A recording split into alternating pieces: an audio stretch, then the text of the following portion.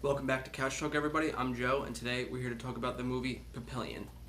This movie is directed by Michael Noor. I looked into some of his past, and he hasn't really done anything mainstream or anything that I'm familiar with. But holy hell, did he make a movie with Papillion.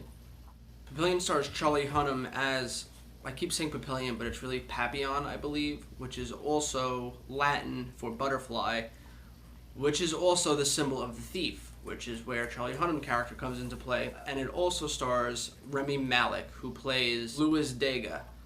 Now, before I get into what I really loved about this movie, I'm going to give you the little backstory. So if you've seen the trailer, which if you haven't, I would stop right now, go watch the trailer, and just go watch the movie. This movie is about Charlie Hunnam's character, Papillion, who is a thief. He gets framed for a murder he did not commit and sent to prison on an island far away from civilization. And while there, he meets Rami Malek's character, Louis Dega, and they form a unlikely friendship because they both need something from each other. And by that, I mean Rami Malek's character, he's not a fighter. He's very skinny, he's very frail, he's not a good survivor, but he is a very wealthy man. He doesn't want to die, and he is convinced that his wife is going to get him out of jail by going to court and proving that he's innocent.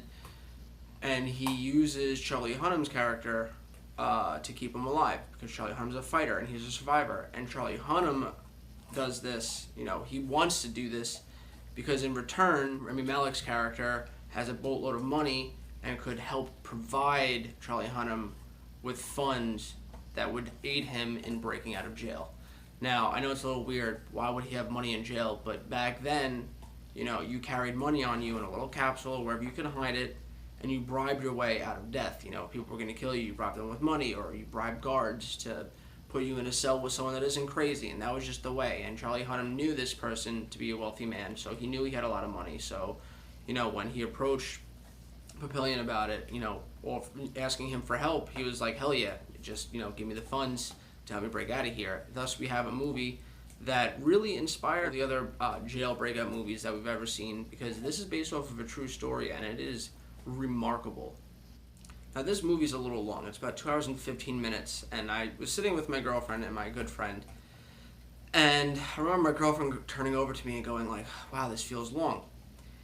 Whereas in, Avengers Infinity Wars is 2 hours and a half, 15 minutes longer, but that movie flies by. So by that, kind of struck me that this movie isn't going to resonate with everyone because it is a bit of a slow burn with an incredibly, incredibly good payoff. But again, it's not for everybody. This movie is a descent into madness. It's a look into ourselves and how long we could hold on and how long we could fight our own insanity and stay sane long enough to see the light of day again. It is a look inside friendship and loyalty and love. It is just such a character piece, and I see now why Charlie Hunnam turned down Pacific Rim 2 to be in this, because it's a real chance to spread his wings and show his acting chops, because he is a great dramatic actor. He came out with a movie last year called Lost City of Z, which is another true story about the character that actually inspired Indiana Jones. He was a famous explorer that wound up never being found again. I won't go into any further details, but I mean, that's the truth everyone knows about this character. I highly recommend watching it. It was a very indie movie. Not a lot of people seen it, but it is definitely worth the watch if you're into true stories and you're into adventure films, because this adventure sparked one of the best adventure movies we ever got, Indiana Jones. And now here we are again with this. Now, although it is a remake, I'd never seen the original with Steve McQueen and Dustin Hoffman. I hear amazing things about it, and I'm definitely going to check it out after seeing this. But I see that some of the negative reviews are coming from people that grew up and saw the other one in theaters and kind of came at it like, why remake a good movie if it's still great today? And I think that because people of my generation, I was born in 1992, and there are a lot of fantastic, great movies that I haven't, seen before my time. Like Bullet with Steve McQueen. I've seen that, but I haven't seen any of his other movies. I know, I have to work on it, but I haven't. And what I'm saying is, some movies are so good that they get remade, not just for the sake of money, but because it's a story that needs to be told generation after generation after generation.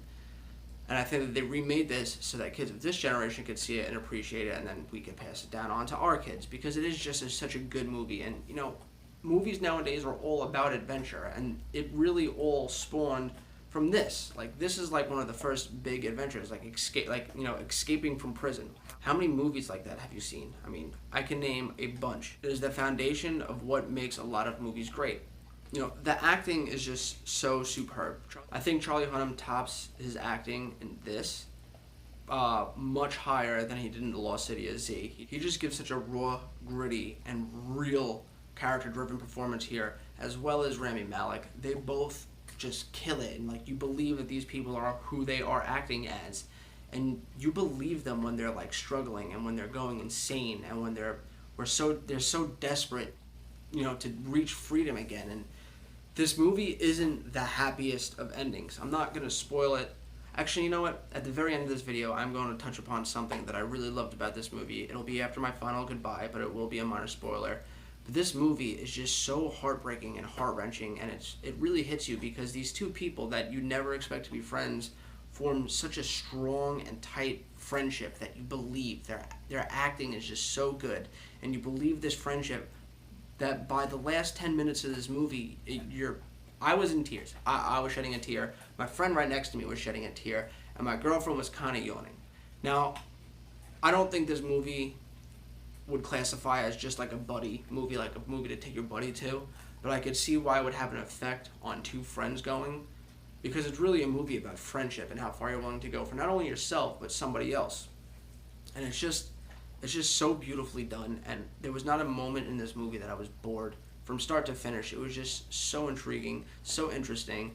I always love fight scenes in movies. I like action. I have like a little thing for violence, and Charlie Hunnam gives a really, really, really good, brutal performance in this. Sons of Anarchy, he had a lot of action, like a lot of fight scenes in it, but you expected that from this, like from a show like that. Pacific Rim was a very choreographed fight. Like, I feel like a lot of action movies, like the fights that you see, like, they wouldn't actually go down like that. No one like counters that perfectly and everything like that. Like, fights are a lot more gritty. Like, you're taking punches and you're throwing punches that you're gonna miss, and it's not so much like posture, but it's kind of just like flailing as much as you can and hope that you hit the guy. And it just felt like this real grounded fighting, like something that you actually see in like a backyard street fight. And it just worked, and it intensified the moment, and it always had this amazing build up to each moment that you knew something bad was going to happen. And I didn't know exactly what was going to happen to these two characters because, again, I'd never seen the original, and I didn't know too much about it going into it. But, like, at any point in time, like, they could have died. And honestly, there were scenes where I thought that one of them would die. And I always kind of had a notion in my head that someone had to live to get this story out there, but you're never sure which one it's going to be because both of them are such strong characters, and they both carry the weight of this movie on their shoulders, and it really pays off.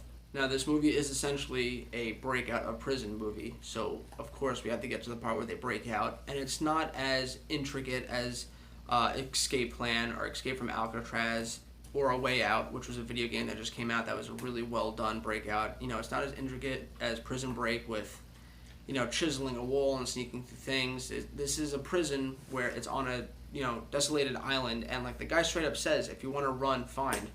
You have two options: the bush, which will die of starvation, or the water, which the sharks are always hungry. There's virtually really no way off this island. However, that doesn't stop them from trying, which is another triumph in itself, that you just never give up. It's just, they really drill that moral into you, like you never give up. It just works on so many levels. I don't know why this movie has the rating that it has. I really enjoyed it, but from the reviews I've seen, a lot of the people that reviewed it were much older people that, were very big fans of the original, and a lot of the reviews that I'm looking at are people saying, why does this movie need to be remade? So it kind of seems like they went into it sour already that it was being remade, whereas in the good reviews, like mine, are coming from people that I don't believe really have seen the original, or maybe some of them haven't just liked this one. I need to watch it. Maybe if I watch the original, I won't like this one as much, but I don't know if that's possible because I gotta tell you, this is like top 3 favorite movies of the last 2 years, not counting superhero movies. I don't like to, I have my favorite superhero movie of the year, my favorite serious movie of the year, and this is definitely up there in the top 3. I really can't recommend this movie enough. It is just, from start to finish, just an emotional ride. The end was so gratifying and satisfying and well worth it that the slow burn really only makes it better. I can't wait to watch this movie again. I'm definitely gonna buy it on Blu-ray. I hope whoever sees this goes out to the theater and watches it, because unfortunately this movie hasn't gotten a lot of advertisement. It was being made by Bleecker Street, which is a big indie movie producer. I only seen trailers for this in Lowe's theaters, because Lowe's are really the only ones that are showing it. So if you go to like a Regal or an Island 16 or anything like that, you probably won't see the trailer for it. I haven't seen any TV ads for it, or I haven't seen like them get pushed through ads on Instagram or Facebook. So it's really not out there. So you gotta really like look for it. You gotta be a fan of Charlie Hunnam or Mr. Robot with Rami Malek to know that this movie's coming out. And if you do watch this, please take my word for it. This is an amazing, amazing, amazing movie with great cinematography, great acting, great action, a great escape, and just a great story of overall friendship and love. Honestly, I'm going to give this movie a 10 out of 10. I can't recommend it any higher. Anyway, don't forget, after I say my final goodbye, I'm going to stick around to briefly touch upon a spoiler, so if you don't want to see anything, turn it off after my goodbye. But if you do want to see what I have to say, then stay tuned, or go and see the movie and then come back and watch it. Anyway, thanks again for watching. If you liked the video, please like, please subscribe, and as always, I'll catch you next time. Anyway, briefly to touch upon my favorite part of the movie. Again, this is a spoiler, so turn back now if you haven't listened to me the other 3 times. The very end of this movie, after getting caught multiple times trying to escape, they get sent to this second island. It was bad enough they were on an island to begin with, but now they get sent to an island even further away from civilization that's very, very, very tiny compared to the other island they were on. There's only like this small broken down castle there with rooms that all the people stay in. Not a lot of guards and not a lot of food. And this whole movie is essentially Charlie Hunnam trying to keep Rami Malek alive. You know, he came into this place with a notion of, I'm going to find someone that can help me break out, and I'm going to break out, and it's all going to be about me. And he winds up forming this friendship with Rami Malek, and it all of a sudden turned into he wants to keep Rami Malek alive. You know, everything he's fighting for, he gets put in solitary confinement for years, for 2 years one time, and then 5 years another time. And he has to sit in there with half rations, barely any water, and a room of dead silence with no light, and the complete silence for years. And the only thing he has to do to get out and live a more comfortable life is tell the warden who was helping him the whole time, which was Rami Malek's character, but he never did, because that notion of keeping him alive, that notion of keeping Rami Malek alive, was in fact what was keeping Charlie Hunnam alive. He had a purpose other than escaping, because this movie really is a descent into madness, and it's, you know, it's not an easy movie, and it's not easy for them, and they don't catch a break at all. You know, this movie breaks them down time after time again. Just when you think they're going to make it, they don't. And they get caught time after time after time. And I can't count the amount of times that Rami Malek's character almost got stabbed or killed, and Charlie Hunnam came in and beat the hell out of these guys to protect Rami Malek's character. And it takes a toll on you. And throughout the entire movie, throughout the 8 or 9 years that they were friends and going through this horrible nightmare together, you know, Charlie Hunnam saved him time after time after time. And at the very end, when they're on this island, Charlie Hunnam discovers that the tide of the waters will, if they jump in the water with something that'll keep them afloat long enough, the tide will bring them to the shore a couple miles away. So he makes a raft, and he's like, come on, we're going to jump off, we're going to, you know, lay on these rafts and let the tide carry us all the way to shore. And he throws his like raft off after they make it, and he turns to his friend and he's like, you coming? And Rami Malek's like, I'm not coming, I have to stay here for the same reason that you have to go. And it's a very powerful moment. And a lot of my girlfriend was under the impression that Rami Malek's character was still being a coward, because he is a coward throughout the whole movie, who Charlie Hunnam has to save time and time again. But I don't see it like that. I see it as Rami Malek is doing the first brave thing he's done in this entire movie, maybe in his entire life. He knows that Charlie Hunnam will do anything to keep him alive. So if he does jump with him, and they do somehow manage to make it somewhat toward shore, that what if his raft breaks, or what if sharks come? There's a million scenarios where Charlie Hunnam could risk his life to save Rami Malek's. And he knows that.